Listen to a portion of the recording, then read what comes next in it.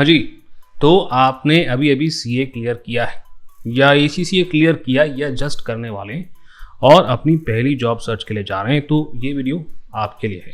यहाँ पे थोड़ा रिवर्स साइकोलॉजी का इस्तेमाल करके पहले हम डिस्कस करेंगे मिस्टेक्स जो आप अपनी पहली जॉब सर्च के अंदर करने वाले हैं, अक्सर करते हैं, और फिर साथ ही साथ में डिस्कस करते चलेंगे टिप्स जो आपको फॉलो करनी चाहिए ताकि आप अपने पहले जॉब के लिए जल्द से जल्द पहुंच सकें। हाय, मैं हूं CA Gaurav Sabharwal, a team commerce academy Indore से। आइए बात करते हैं। Welcome to career Tuesdays on the move. यहाँ पर हम करियर और मोटिवेशन से रिलेटेड अनबायस्ड वीडियोस बनाते हैं।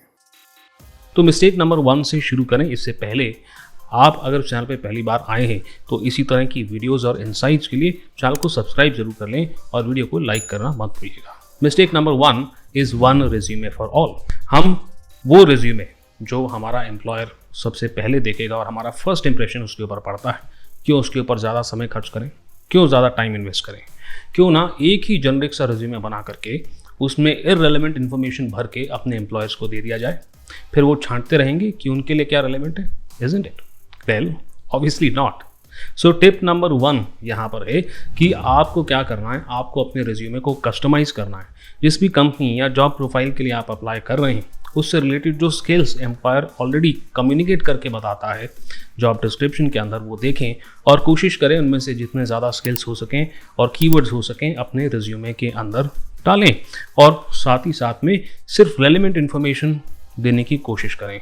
कई बार क्या होता है, हमने ना आर्टिकलशिप के अंदर या अपने एक्सपीरियंस के अंदर कई सारे काम किए होते हैं, बट वो कई सारे काम जो होते हैं वो आपके फर्स्ट जॉब जिस पे आप अप्लाई कर रहे हैं रेलेवेंट नहीं होते, इसलिए उन्हें मेंशन उन जॉब प्रोफाइल्स के लिए नहीं करना चाहिए। Mistake number 2, ignorance is bliss.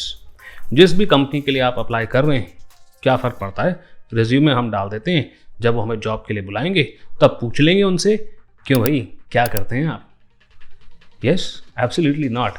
So tip number 2 is कि आप जिस भी कंपनी के लिए अप्लाई करते हैं उसके बारे में आपको रिसर्च करनी चाहिए।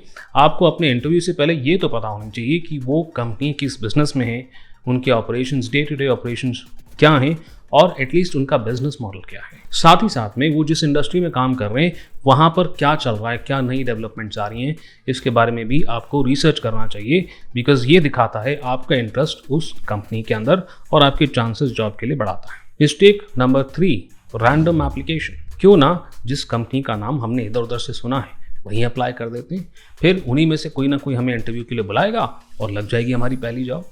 Isn't it? Absolutely not. और यहीं पे मैं आपको देना चाहूँगा टिप नंबर 3।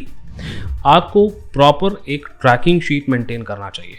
पता करें अलग अलग कंपनियाँ, उनके बारे में रिसर्च करें और एक लिस्ट बनाएं उन कंपनीज़ की। आपकी लिस्ट में कम से कम 50 कंपनीज़ तो होनी चाहिए मिनिमम।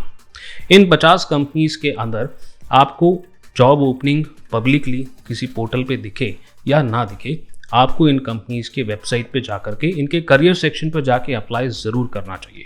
अपनी एप्लीकेशन को ट्रैक करें एक ट्रैक शीट के थ्रू, भले ही एक्सेल में एक शीट बना लें, लिखें कौन सी कंपनी में आपने किस डेट को अप्लाई किया है। वहाँ से अगर रिप्लाई आता है तो ठीक, नहीं आता है तो प्रॉपर फॉलो अप मेंटेन करें।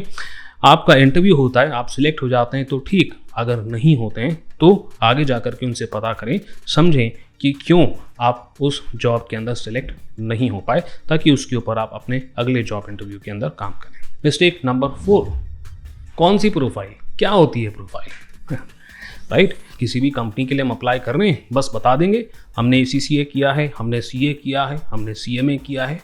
अब आप हमें बताओ कि हमारे लायक क्या है आपके पास है?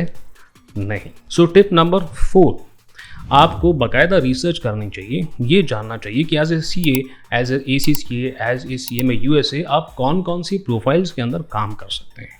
अब ये प्रोफाइल्स के अंदर क्या क्या जनरली काम होते हैं, साथ ही साथ में आप कंपनी के जो पब्लिक लिस्टिंग्स होती हैं जॉब की, वहाँ पता कर सकते हैं कि उस पर्टिकुलर जॉब प्रोफाइल के अंदर क्या काम आपसे कराए जा रहे हैं।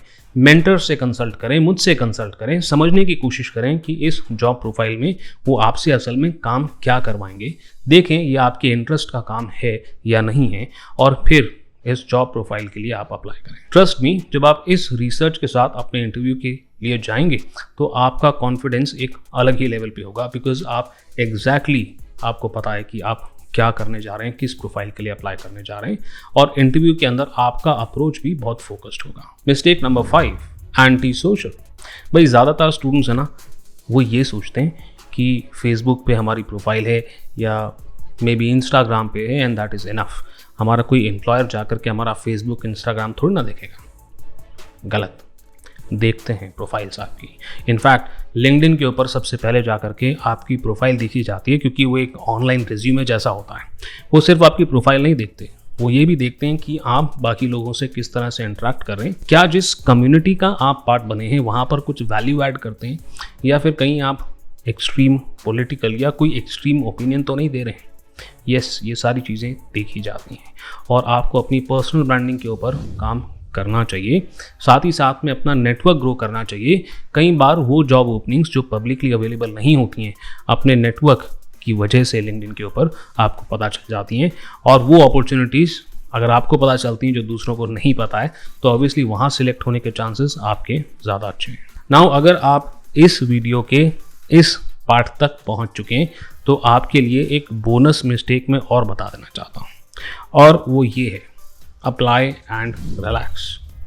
भाई हम जॉब के लिए अप्लाई करते रहते हैं और जब रिजल्ट आएगा, जब इंटरव्यू के लिए सामने वाला हमको बुलाएगा, तब तक हम रिलैक्स करेंगे, एंजॉय करेंगे। ये ज़्यादातर स्टूडेंट्स करते हैं। भाई चद्दर तान के सो जाओ, हमारा काम तो हमने कर दिया, हमें अप्लाई करना था। नहीं, यहाँ पर आपको जो भी खाली समय है, ये बहुत क्रूशल है आपके लिए भी। आप इसके ऊपर अलग अलग स्किल्स पे काम कर सकते हैं। डेटा एनालिटिक्स सीख सकते हैं, पाइथन सीख सकते हैं, आप डेटा विजुअलाइजेशन, अपना प्रेजेंटेशन बेटर कर सकते हैं। इन सब स्किल्स के ऊपर आप ध्यान दे सकते हैं। तो ये जो समय होता है ना, ये समय बहुत वैल्यूबल होता है। पूरा पूरा दिन होता है हमारे पास अप्लाई करने में, अलग अलग कंपनियों के अंदर फॉलोअप करने में इतना समय नहीं लगता, और इसीलिए ये जो समय आपके पास है जब आप अपनी जॉब सर्च कर रहे होते हैं, इसे आपको अच्छे से यूटिलाइज करना चाहिए। और ये चीज़ आपके एम्प्लॉयर्स भी अप्रिशिएट करेंगे कि भाई ये अभी इसे जॉब नहीं भी मिली है तो भी ये लगातार अपने स्किल्स को डेवलप कर रहा है। ऑब्वियसली अगर इस पर्सन को हम हायर करेंगे तो ये एक ऐसा पर्सन है जो लगातार सीखने को तैयार है, विलिंग है, और ये एक बहुत बड़ा प्लस पॉइंट है आजकल के एम्प्लॉयर्स की नज़र में। फाइनली मैं आप लोगों से यही बोलूँगा कि ऐसे इकोनॉमिक एनवायरनमेंट में आपको ना थोड़ा पेशेंस रखना चाहिए। समय लगेगा, आप इंटरव्यू देंगे और फिर रिप्लाई आने में, इंटरव्यू सेटअप होने में, इट्स अ लॉन्ग प्रोसेस।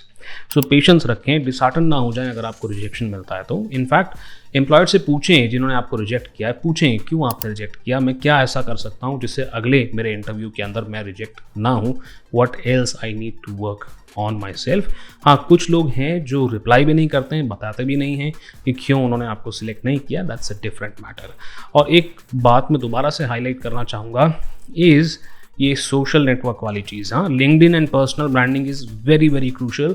जितना आप इसके ऊपर काम करेंगे उतनी तेज़ी से आपको आगे से रह के जॉब ऑफर्स भी आ सकते हैं, और आपके एग्जिस्टिंग जॉब ऑफर्स भी बहुत तेज़ी से कन्वर्ट हो सकते हैं।